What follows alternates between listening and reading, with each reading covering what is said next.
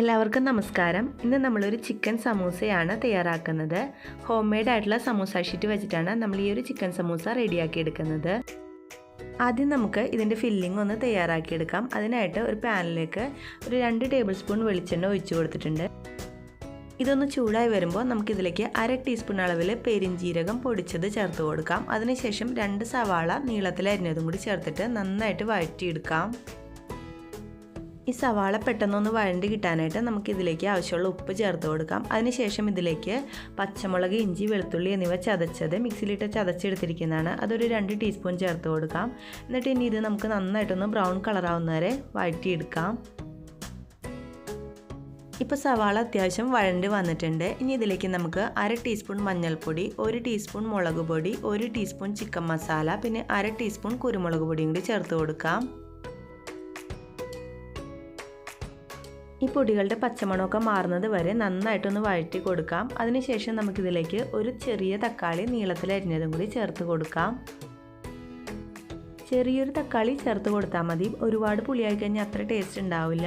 ഇനി തക്കാളിയും കൂടി ഒന്ന് വഴണ്ടി വരുന്നത് വരെ നമുക്കിതുപോലെ ഇളക്കി കൊടുത്തുകൊണ്ടിരിക്കാം. ഇപ്പോൾ തക്കാളി നന്നായിട്ട് വഴണ്ടി വന്നിട്ടുണ്ട്. ഇനി ഇതിലേക്ക് നമുക്ക് ചിക്കൻ ചേർത്ത് കൊടുക്കാം.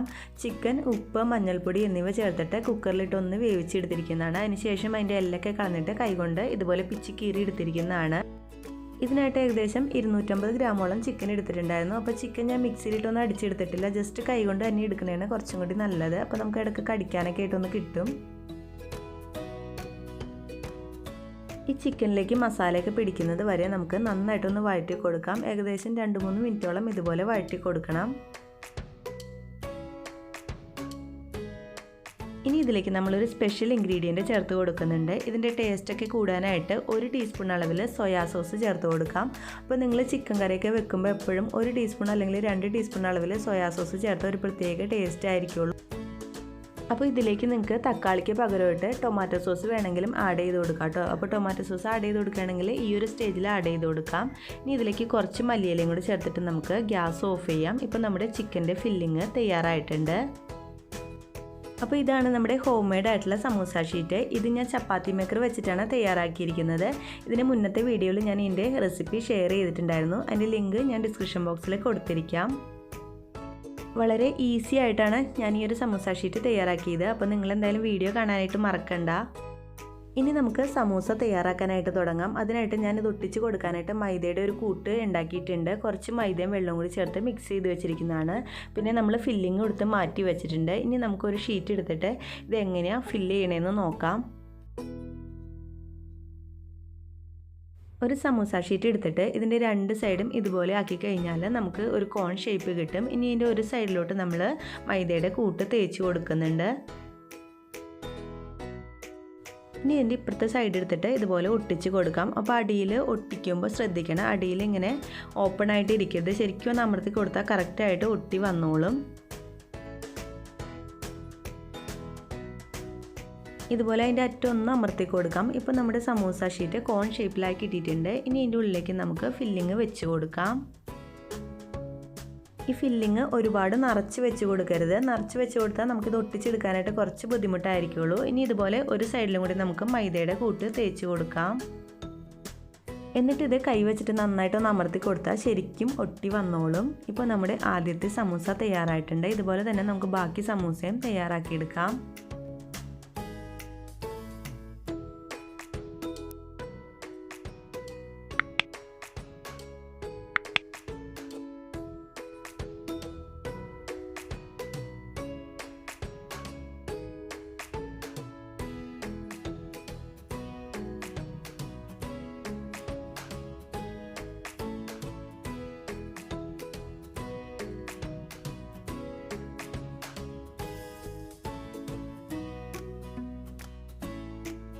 ഇപ്പോൾ എല്ലാ സമൂസയും അതുപോലെ ഞാൻ തയ്യാറാക്കി എടുത്തിട്ടുണ്ട്. ഇനി ഇത് നമുക്ക് ചൂടാക്കി എടുക്കുന്ന എണ്ണയിലേക്ക് ഇട്ടിട്ട് വറുത്ത് കോരി എടുക്കാം.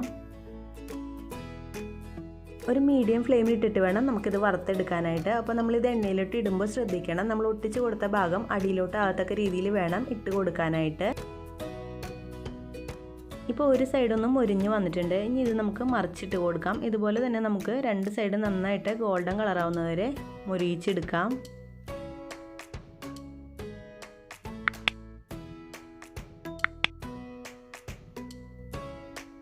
ഇപ്പോൾ നമ്മുടെ സമൂസ നല്ല ഗോൾഡൻ കളറായിട്ട് മുരിഞ്ഞ് വന്നിട്ടുണ്ട്. ഇനി ഇത് നമുക്ക് എണ്ണയിൽ നിന്ന് കോരി മാറ്റിയിട്ട് ഒരു ടിഷ്യൂ പേപ്പറിലേക്ക് ഇട്ട് കൊടുക്കാം. അപ്പോൾ കൂടുതൽ എണ്ണ ഉണ്ടെന്നുണ്ടെങ്കിൽ തന്നെ അത് അബ്സോർബ് ചെയ്ത് എടുത്തോളും. അപ്പോൾ നമ്മൾ എല്ലാ സമൂസയും ഇതുപോലെ വറുത്ത് കോരി എടുത്തിട്ടുണ്ട്. അപ്പോൾ നല്ല ടേസ്റ്റി ആയിട്ടുള്ളൊരു ചിക്കൻ സമൂസയാണ്. നിങ്ങൾ എന്തായാലും എല്ലാവരും ട്രൈ ചെയ്ത് നോക്കണം. വളരെ സിമ്പിളായിട്ട് നമുക്കിത് തയ്യാറാക്കാനായിട്ട് പറ്റും. നിങ്ങൾക്ക് ഈ വീഡിയോ ഇഷ്ടമായാൽ ലൈക്ക് ചെയ്യാനും കമൻറ്റ് ചെയ്യാനും മറക്കല്ലേ. താങ്ക്